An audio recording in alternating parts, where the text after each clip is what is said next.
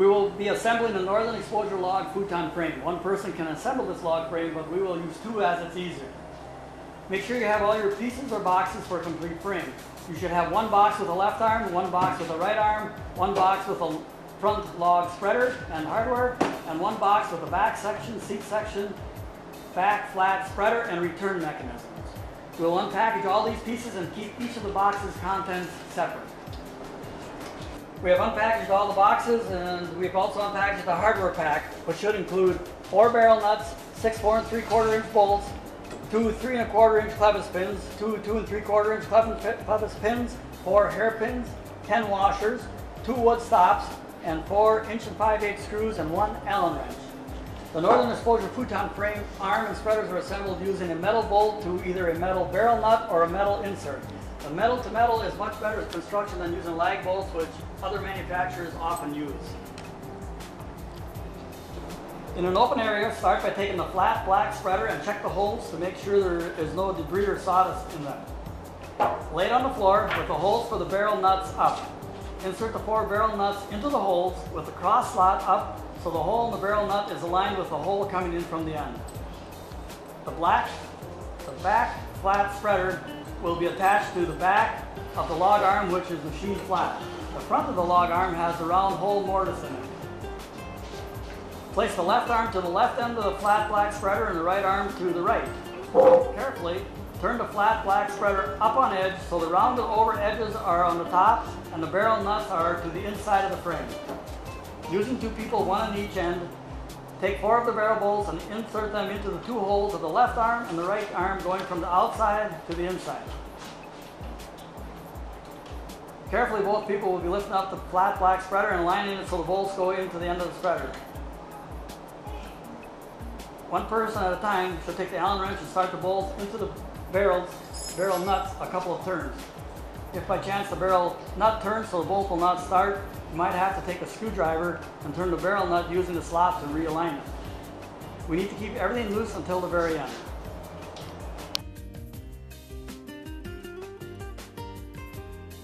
Spread the left and right arms enough so the round log front spreader will fit in between. With one person on each end, lift the front spreader and insert the spreader tenon into the mortise holes in the front of the arms, pushing the arms together. Take the 2 remaining bolts and insert them from the outside in, going into the end of the front spreader. One at a time, take the Allen wrench and start the bolts a couple of turns, keeping everything loose until the end.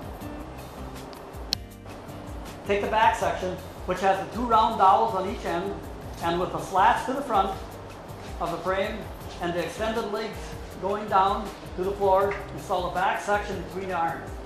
Do this with 1 person on each end by spreading the arms apart and inserting one of the hardwood dowels into each of the angled slots in the arms.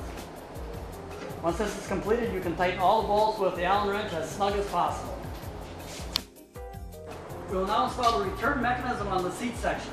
Place the seat section on the floor, on edge, with the slats away from you and the holes in the end towards the floor. Take the 2 3/4 inch clevis pin and put a washer on it. Now put the clevis pin with the washer through the hole in the return mechanism from the side opposite the little dowel. Put another washer on the clevis pin and push it up against the return mechanism. Take the clevis pin washers and return mechanisms that you have put together and install it onto the seat section from the outside going to the inside. Put another washer on the end of the clevis pin and insert a hairpin through the hole in the end of the clevis pin.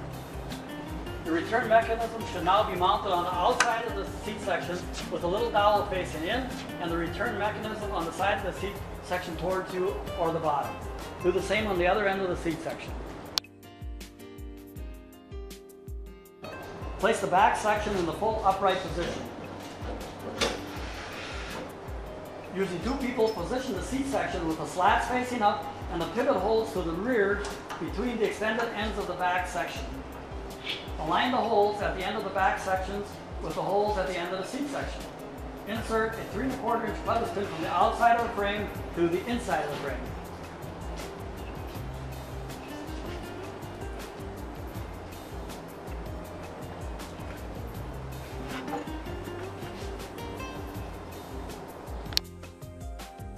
We now have to operate the frame so it's in the seating position so we can put the wood stops on. Standing in front and center of the futon frame, grasp the seat section with both hands, pulling straight towards you, which takes it out of the locking position, and then with a swinging motion, pull it down until the seat is resting on the front log spreader. Now with the side of your leg or with your hands, push the seat section straight back until the back is as vertical as possible. We will now install the wood stops. With the futon frame now in the upright seating position, take the wood stop and hold it on the underside of the outside member of the seat section with a wide part up against the front log spreader. While holding the wood stop in this position, take a pencil and draw a line across the small end of the stop on the seat section end. Do this on both ends of the seat section. You will now need to put the futon frame in the bed position. Do this by standing in front and center of the frame. Using both hands, lift up a little, maybe 2 inches, and pull horizontally straight towards you until the back and seat section are down flat in the bed position. Now lift the seat section up vertically and over center until it rests against the back section. You now have the bottom of the seat section showing, so you can mount the wood stops. Take a wood stop and hold it in the same position you had it when you had it under the frame when you marked the end of it with a pencil. Move it down about 1/4 inch, covering the pencil line and securing it to the seat section using 2 5/8 inch screws and a screwdriver. We have repeated the process of putting the other wood stop on the other end of the seat section. Now we need to return the log futon frame to the seating position. To ensure years of trouble-free operation, we will lubricate the slots and arms with either beeswax or a bar of bath soap. Just rub a little in the slots and the arms and it's good to go. We have now completed the assembly of the Northern Exposure futon frame. All that is left to do is put a 72-inch piece of futon gripper on the seat section of the frame. This will help to keep the futon mattress from slouching. We will need to put the futon mattress on the frame.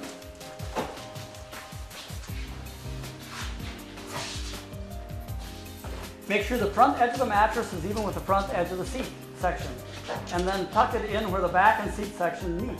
With a little fluffing, it's going to look great.